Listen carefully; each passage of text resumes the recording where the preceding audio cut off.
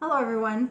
Today in Vicky's, well, not so random thoughts, I'm going to show you just a quick tutorial for how to do a tarot reading if you've never ever done this before, since some of you have asked for it.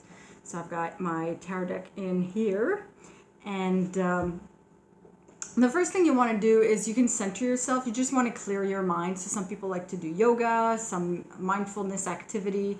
Some people go all out, they do meditation. You can just do some basic breathing or grounding exercises just to clear your mind, because whatever boggles your mind might affect the reading, because it's in with your interpretation and everything and your energy and all that stuff. So I keep my deck in this was a gift, so you take your tarot deck out, and I'm just going to go through some basic concepts and jargon just so that you know what you're doing if you've never done this before, so that you know what you're doing when you're doing it, obviously. And I'm repeating myself, obviously. So while you're shuffling your deck, think about what is on your mind, what the issue at hand is, what it is you want to be doing a tarot reading about. Just think about that more or less in general, and shuffle for, you can shuffle for a good 2-3 minutes. Some people shuffle longer, it's really up to you. And I'm going to tilt this every now and then to show you when I place the cards. So basically, when you place the deck on the table, all the cards are face down. Some readings will require you to put the cards face down on the table and reveal them one at a time later. And some spreads require you to reveal the cards right away. When you reveal the cards, it's because some cards have all the cards have different meanings when they're reversed. Basically, this is upright, this is reversed, obviously. So when you're placing your deck, placing each card, instead of flipping like this, basically, you turn it around and you place it in the position that is required.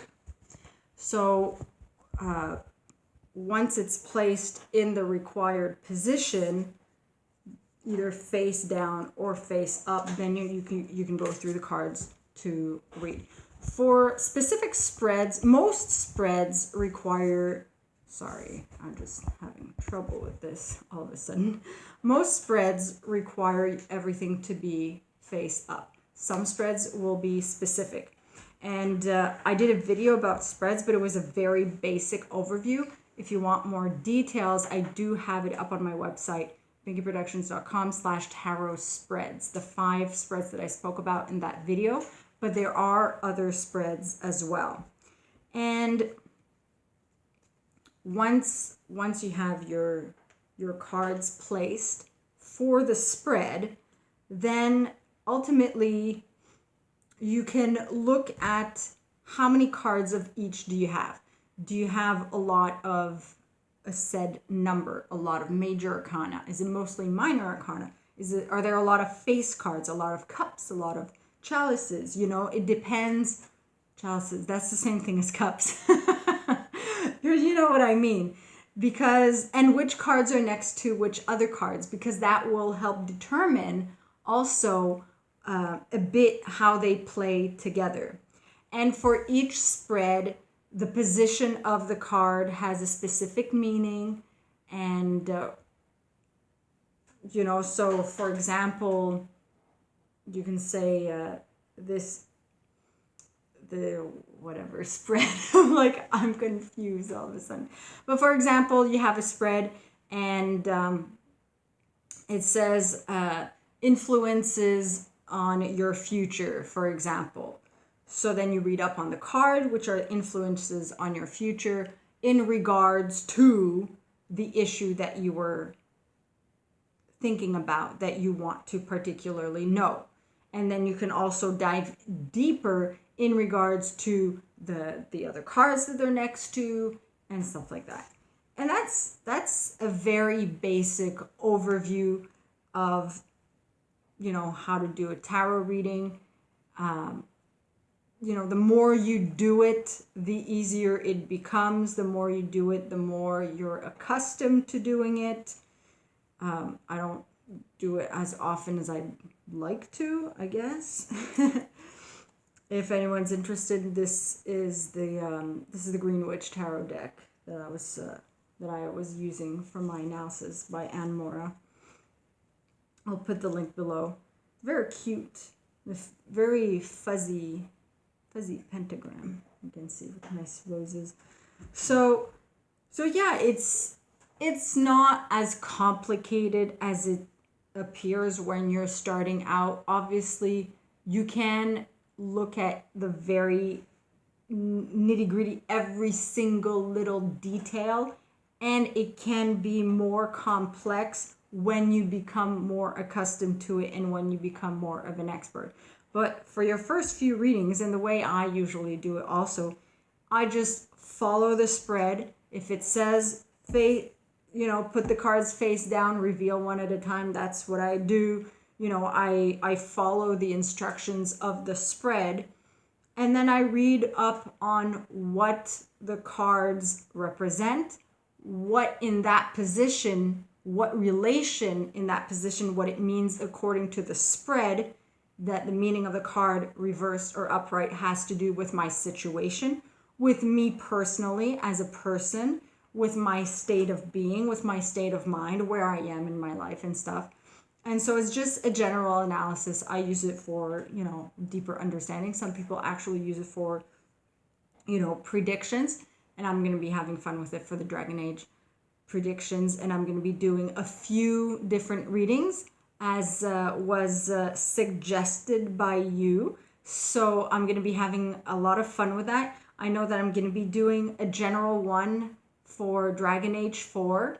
Are we going to be happy with it? More in that direction, but what is it going to entail, and is it going to be a good game?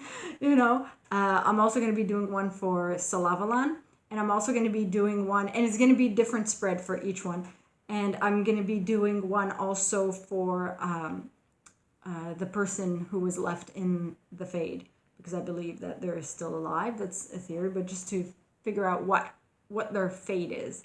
And if you have any ideas for any other spreads that we can do for Dragon Age 4 predictions on whichever character, on whatever plot line or anything like that, just write it in the comments below, because that'll be fun to look at, and it'll be fun for us to see just when the game comes out what the cards had revealed, and if it was actually accurate.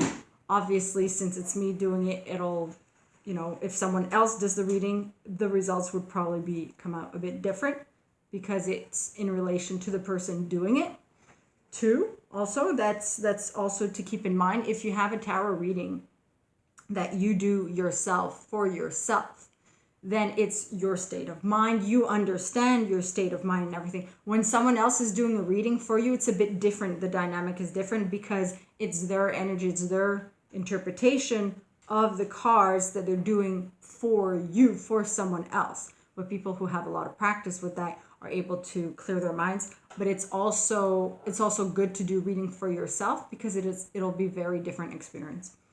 So yeah, I just keep looking at my cards. So that's basically it. And I realized that these are all in the same direction. So I wouldn't have had any reversed ones. But some people choose to put the cards all in the same direction so that it's all face up when they start, because it's a bit simpler. Some people start just with the major arcana or just with the minor arcana. Or you can do either one or everything together. I like to do with reversed and everything, because as we saw with the analyses of the Dragon Age Inquisition Tarot deck, is that some cards are actually better when reversed than when upright. It really depends, and it also depends on the situation too. So I hope that this was helpful for you and brief enough. And I'll see you all soon. Thanks for tuning in.